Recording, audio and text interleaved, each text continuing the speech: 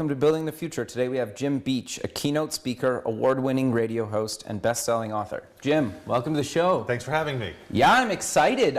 What got me really interested about what you're doing is when you and I had a call a few weeks ago, and kind of you were talking about your teaching and kind of starting a company. But maybe before we kind of get into what you're doing, let's kind of get to know you a little bit better and kind of cover your background, and maybe let's start with where you grew up.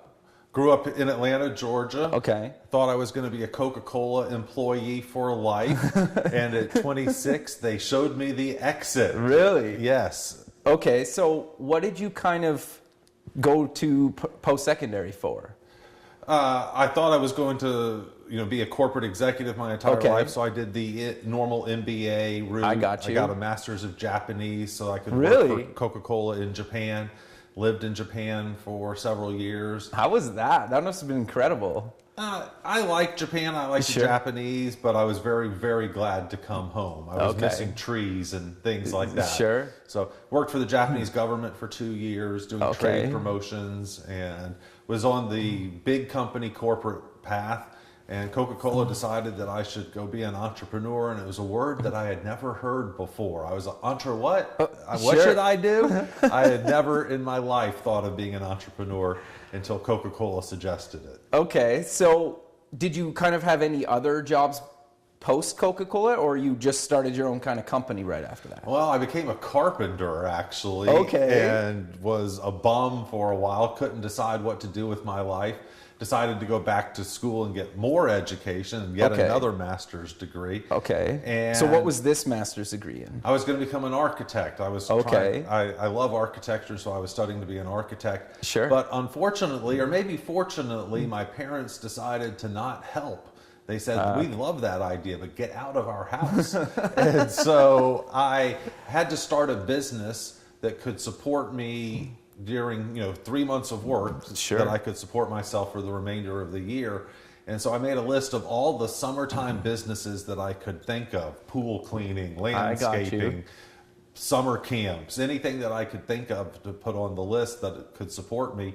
And summer camps was something that I had done as a kid, so I started a summer camp company in 1994. And in 7 years had grown it to 89 locations with 700 employees. It was the largest summer camp company in the United States at the time. So what kind of activities and stuff did you do at these summer camps? It was all dorky. So anything, no sports whatsoever. Okay. It was how to make movies, HTML programming, computer science. Very cool. Things like that. And it was held at Stanford, MIT, Georgetown, UCLA. Oh, wow. All of the big prestigious universities in each town was where we were located. Okay. University of Cambridge, Oxford, Sorbonne, places all over the world with brand name schools in every market. So our model was we'd go into the best school in any city and operate there. Okay, very cool. So what was kind of the age ranges of kids you'd take in? 7 to 18. Really? Mm-hmm. Okay, and then obviously you broke them out based on age ranges? Not on age, but on ability. So if they were all the beginning programmers, we put all the beginning programmers into one group. And by the end of the week or the end of the month, they were doing advanced HTML or C++ recursion, all sorts of really cool things. That's actually really cool and awesome that you guys were doing that kind of stuff, because that was pretty early on. It was right at the beginning of Google and email and all of that, web marketing. It was very, very early in the cycle. And it was really special because we were taking kids that weren't on the football team, weren't cheerleaders, and giving them a place to go and belong. We were teaching them that it was cool to be smart. And that's a good thing for a kid to learn. Yeah, and especially like now it's kind of trendy and in to be kind of in technology. That's right. But back then it just wasn't. Like 20 years ago. Yeah, I was that kid, right? I never went. Too. Well, I went to science camp one summer, so I get that. Like, like I always kind of had that, and I've always kind of loved kind of just playing with software and doing design kind of in the evenings and whatnot. So something like that would have really appealed to me. There was a huge market for that. And we had tens of thousands of kids every week that we were taken care of and That teaching. many? Wow, I guess across all the locations? Right. Oh, Yes, okay, okay. yes. So does that still exist today? No, I sold that business in 2001. Okay. So we got out of that business. I would lay at night and stare at the telephone and wait for the telephone to ring. You know, when you have 30,000 kids that you're taking care of, Sure. some of them are going to break arms and some of them are going to break legs, and you're going to burn some buildings down and you're going to flood some buildings. We did. Really? Yes, we did. That's not a joke. And so it was a pretty stressful lifestyle. You know, these were kids that were in your care that we had to take care Sure. of. My insurance agent looked at the actuarial table and said, you're going to have 42 hospital visits this summer. Get ready for Wow. that. And so it was a fun business to be in, but it was a great business to get out of as well. Sure, that makes a lot of sense. And I guess there's a lot of stuff that you probably didn't even think of or comprehend until you actually were in it, doing it. Like, who would have thought you would have that many kids go to the hospital, never mind one, right? Exactly. So there were a Yeah, lot of okay. things to consider, and we were able to sell the business and get out, and we were very happy to do that. Okay, so after or that, what did you end up doing? Well, Downtown University, one of the major MBA programs, one of the top 10 MBA programs in the country, called almost the next week and said, we need an entrepreneurship professor. Okay. Would you like to teach entrepreneurship? And I had nothing else to do. Okay. And it came with healthcare benefits. And so I started teaching entrepreneurship and loved it. It was a lot of fun. And immediately we were able to do some really innovative, cool things with that group of students. We started a business every semester. Okay. And the interesting thing about that was that the students got to choose the country and the industry that I would start the business in. And I had 12 weeks to get a real business up in Pakistan, Argentina, Brazil, and show them every week what we did. So I actually bet my real money that I could start this business within 12 weeks and get it up and profitable. Interesting. All right, we'll be right back with Jim.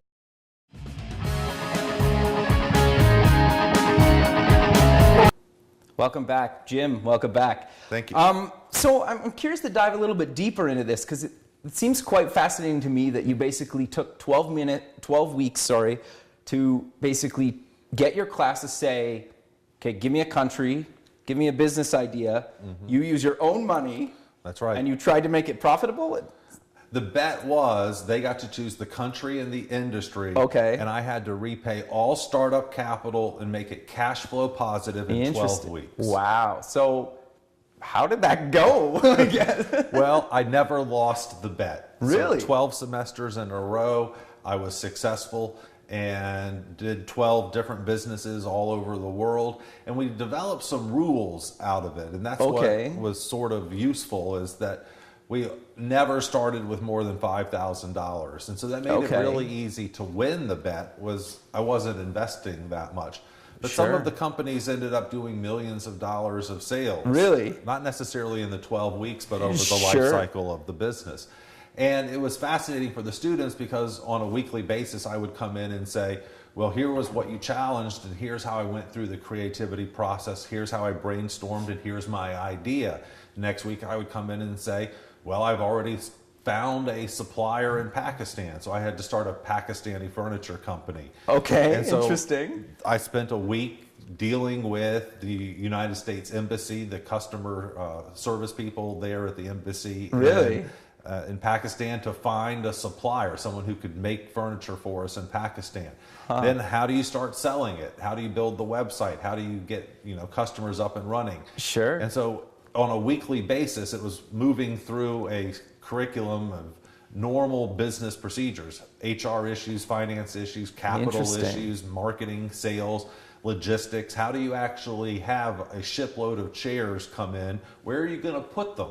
And how are Sure. you going to distribute them? So each week, instead of going through a boring textbook, we went through what I had done all week. And at like week 7, I walked in with a sample chair. We took a Really? saw and cut it in half to make sure that it was built the way that we wanted, modified the design.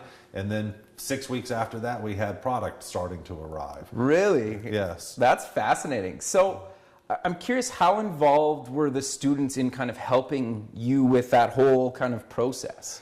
Some were very involved and Okay. very active. Some were starting their own businesses. Okay. For the actual class, for their grade, they had to write their own business plan. And so I hope that they would spend a little time with me and a little time working on their own business as well. Okay, so obviously 12 weeks to go basically be cash positive is a very short period of time. It was very aggressive. So I'm curious to know kind of the tips for kind of not necessarily doing it in 12 weeks, but how to launch a business that fast. Well, we developed 3 rules. Okay. Rule number 1 is that you don't worry about creativity. You borrow, copy, or steal someone else's idea. Okay. So the Steve Jobs kind of model? Well, a little yes, bit. You know, everyone says to be an entrepreneur, you have to be creative. Sure. We threw that out the window. Okay. 93% of businesses around the world are copies of some existing Okay. business. You think, how many people are selling hamburgers? How many hotels are there?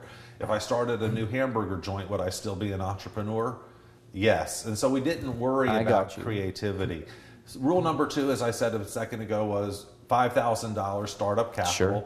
And rule number 3 was, and this is the controversial one that people like to argue about. Okay. We don't care if you like the business or not. So this idea of entrepreneurial passion, we also threw out the window. I love being an entrepreneur. I love working for myself. I love doing what I want to all day. Sure. I go to ballet with my daughter at 3 and soccer at 4 with my son. I wear blue jeans all day. I work out of my house. My lifestyle is better than anyone else that I know. I'm passionate about my lifestyle, the freedom that I have, the fun that I have. I got you. But I had a purse company. I promise you, I'm not passionate about purses, right? I would sell anything if I could morally and mostly legally make a living doing it. And so when you change the idea of what entrepreneurship is, it opens up tons of new opportunities and makes it a lot easier. You know, if you only have to repay $5,000 startup capital, you're going to be successful a lot sooner. I think you touched on something that's really interesting to me, because you're right, like the trend, or has been, and maybe it's becoming less of a trend now, is people keep getting told or think they have to be 100% passionate about what they're building. And I totally agree with you that you don't have to be. You have to be passionate about kind of moving along the process and launching and getting customers and revenue and all that. But what the actual product, especially on the software side, like I work as a creative director, so I don't really necessarily, it doesn't really matter what the piece of software does. I love solving the problem of how to get like the user from login to do the tasks that they need to at hand, right? And that's my passion for it. What the actual thing does isn't really my main focus, right? I'm just passionate about making money. Yeah, and I know that sounds crass and really shallow, but it's a great lifestyle. You know, we get to do what we want in my house. And when I can take my money, and if I work hard one week, that means that I can go to woodworking school the next week, or take the kids to Disney, or what I am passionate about. You know, I love woodworking, I love Disney, I love my family and my kids. I'm willing to sell purses if that means that I get to go to Disney more. No, I think that's a good way of putting it. And I think, especially like maybe some people that are kind of younger in their careers, don't really think like that. Well, we have millions of people, Americans, who want to be entrepreneurs, and they're not, because they think, well, I haven't been struck by a creativity lightning bolt yet. I haven't had an original idea. I'm afraid of the money. I don't have enough money to get started.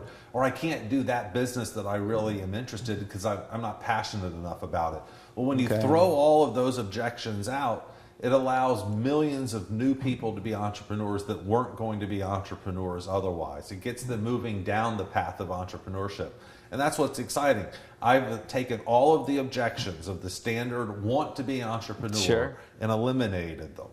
No, that's actually really good advice. And that's kind of, I love that whole concept and kind of opinion, right? I guess it's just an opinion, but I agree with that opinion. And I think it resonated with me a lot.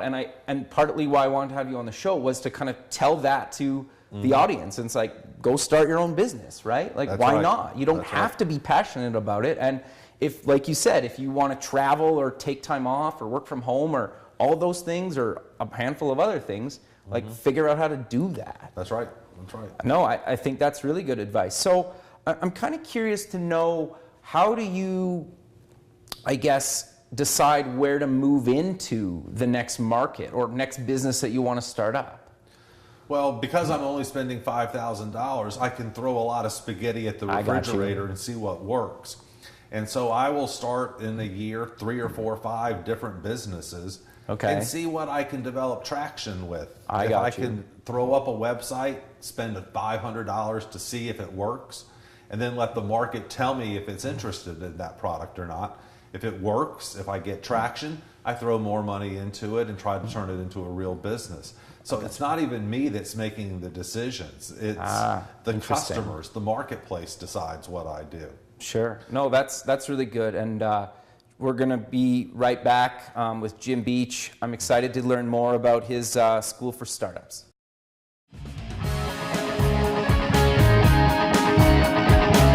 Welcome back. We're here with Jim Beach.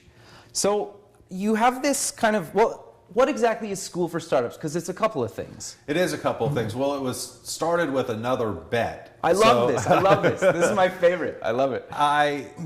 As I said, I was betting my students that I could start these businesses. Sure. And a Bloomberg reporter heard the story and said, that's interesting.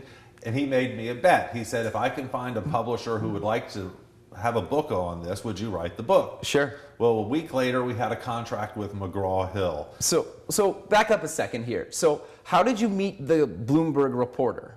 Well, I do a lot of interviews. I had done probably 100 interviews at that time, and so I was developing. So you knew him? Yes. Okay. Yes. And he heard the story of what we were doing in the MBA classes and thought that was interesting and said, you know, can you write a book on this? And I said, you find a publisher and I'll write the book. Okay. Well, you know, the standard story is you go out to 100 different publishers and finally someone says yes. Hopefully, anyway. Hopefully, right. Yeah. We went to one publisher, really? McGraw-Hill, one of the top 3 publishing companies in the world. And a week later, we had a contract with That's them. awesome. It was. And so I wrote the book. Did you originally want to write the book, or you were kind of like, well... I didn't care. It was not on my bucket list to be a published author. But when you get the opportunity to write a book from McGraw-Hill, you say yes. Yes, for sure. And so wrote the book, and it went to number 9, not in its category, not in the business, but number 9 on all of the books of Amazon. That's awesome. Congrats on that, by the way. Thank That's ridiculously hard to do. Yes, well, a lot of people crack brag. top 10? Right. A lot of people brag that they were number 1, but that's in their tiny little niche. We were number 9 on all of Amazon. That's awesome. You know, and so the book became a bestseller. Okay. And I did a lot of interviews to promote the book. Was on CNN. They called me the Simon Cowell of small business. I don't know if that's good or bad, but it depends, I guess. Yeah, fair enough. So anyway, I did a lot of interviews, and eventually someone said you should do a radio show about this, and enough people said it that eventually I was offered a radio show. And so now we're on 12 AmFm stations all around the country in some big markets like Las Vegas, LA, Pittsburgh, Milwaukee, Tampa, places like that. Yeah, a bunch of places that have some pretty big kind of startup scenes. Exactly. Sure. And it's all called School for Startups. The book was School for Startups. The radio show was called School for Startups. And what it does is takes our philosophy of low-risk entrepreneurship and develops that through all of the focus areas: marketing, HR, finance, capital raising, logistics. So if you only have $5,000 to start, how does that affect your marketing campaign? Right. If you only have $5,000 to start, how does that affect your sales logistics channels? And so we teach low-risk entrepreneurship. We've had about 7,000 to 8,000 people go through the class now. Wow. All learning how to be low-risk entrepreneurs, how to develop a business if you don't have any money. And most of us don't have money. Sure. And the chances of raising venture capital or angel funding are 0.1%, 0.2%, something like that. Yeah, I've heard the number, like, just to put a number, I've heard it's like maybe 1 in 10,000 companies get invested in. Exactly. So you're right, it's so tiny. Right, so we're out there for all the people who want to start a business, have no idea what the business looks like, have no clue what they even want to do, have no money, and they're passionate about their family. And so our niche is 90% of the market. The people Fair who enough. don't have $100,000 laying Sure. around, or a rich uncle who's going to throw a lot of money in the business. And Sure. so what we try to do is help those people learn all of the steps of entrepreneurship, Okay.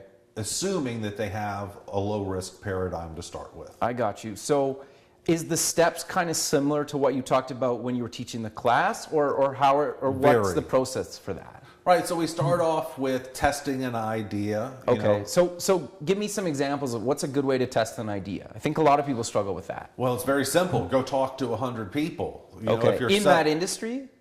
Sure, that would be Okay. preferable. You know, Okay. if you're selling purses, go talk to 100 women and hold up the purse and say, "Would you buy this purse? Sure. You know, would Makes you buy sense. this? Would you pay $50 for this purse? Oh, you would. Would you Okay. pay $75 for this purse? Oh, you would. Would you pay $100 for this purse? Right? I Go got do you. some customer research, and at the same time, what you're developing is future customers. Sure. Eventually, you hope that 30 of those people say, "Yes, I would buy this product." Well, then you write their name down, and when the product is available, you call them back and say, "Hey, it's available, and you said you were interested, and I have it. Would you like it now?" Sure. And hopefully 50% of the 30 will actually buy, and you'll end up with 15 customers. So we Sure. start off with a very, very ground-based, actual practical market research. Okay. And going out and talking to customers. If you're developing a software product, say for restaurants, Sure. it's a loyalty software product for restaurants. Go ask 100 general managers of 100 restaurants, "Would you buy this thing? Here's Sure. what it's going to do. Here's the 10 features we're going to have. If I came back 2 months from now and actually had it, would you pay for it?" Sure. And then at so the do you- same time, you're developing customers. So is when you show them like a software prototype, is it a prototype? Is it kind of a screenshots? Is it just drawings? What would Whatever you you have. It doesn't matter? The Okay. more you have, the better you are. Sure. Okay. That's good In advice. our curriculum, we actually teach WordPress. So we want our okay. Very entrepreneurs cool. to be able to develop their own software, Prototype, their sure. own, Yeah, I got their own you. platform.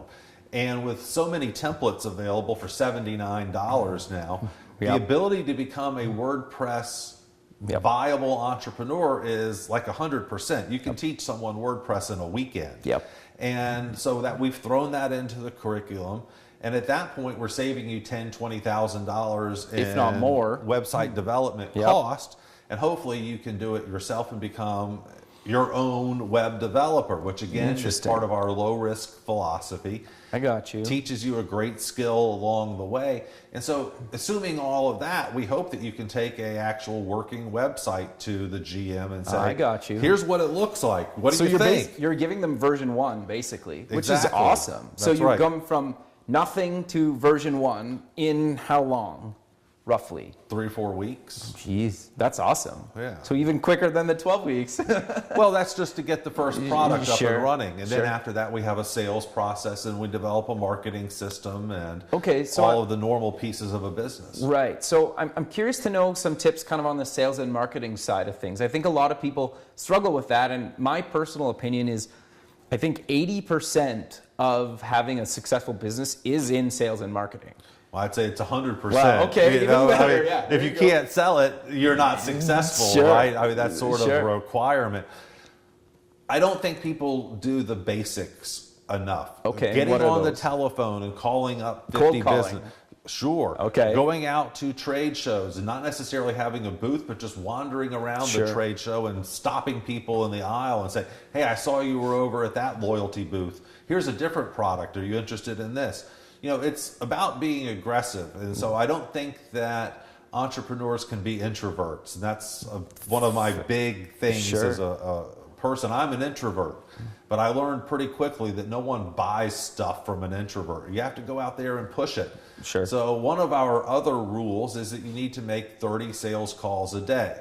Okay. And we hope that that's the first thing you do every day. So I personally, in my business, I reserve from 9 until 10 every day Really? to do sales calls. Okay. And sometimes that means I'm at the Chamber of Commerce speaking, or sometimes I'm going to a chamber event just to push business cards into people's Okay, pockets. so it doesn't necessarily mean on the phone. No, it can be Okay, anything. Anything okay. that you can do to get in front of customers. I got you. And I want you spending an hour a day, every day, doing that. And then so many software developers, they get a bunch of business in or consultants, and then they quit doing the sales calls. Sure. And then 2 months later, they have no customers, right? And then they were in a boom, bust cycle. Yep. Every day, spend an hour a day doing marketing. And that could be placing ads on Facebook. It could be doing Google ads. It could just be a very active social media campaign where you go out there and target people, target customers in a methodical way every day. And you don't stop. Sure.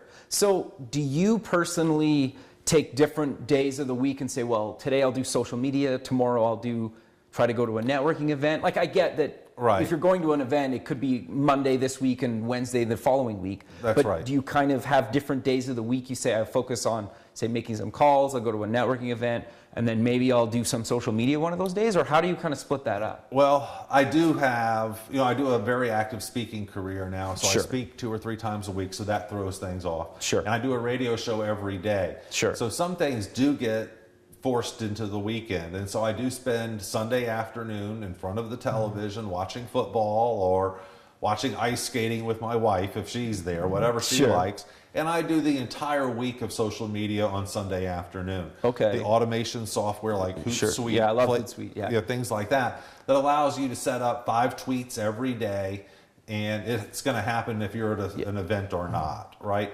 So I do a lot of those sort of things. Sometimes you just have to take 3 or 4 hours and do an entire week's worth of things. I think that's really good advice, because I kind of do the same thing. Usually, well, now I have a girl helping me with social media, to be 100% honest with you. Right. But when I was doing it, I would do the exact same thing. Mine was usually just Sunday night.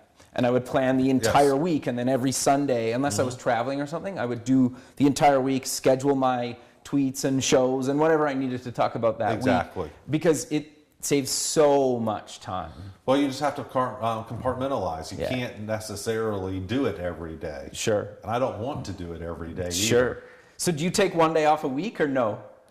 I'm an entrepreneur. I work whenever I'm awake. I got you. But I take a lot of time off in the afternoons and the early evenings. I have 4 children. Sure. I'm very active with them.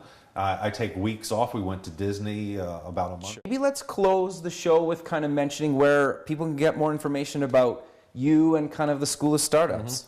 Well, it's pretty easy. Schoolforstartups.com and schoolforstartupsradio.com to listen to the radio show every day if you're not in one of our AmFm markets.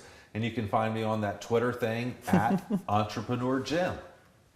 Perfect, Jim. Thanks a again lot for doing this. I really appreciate it. My pleasure. Thanks for having me. Thanks.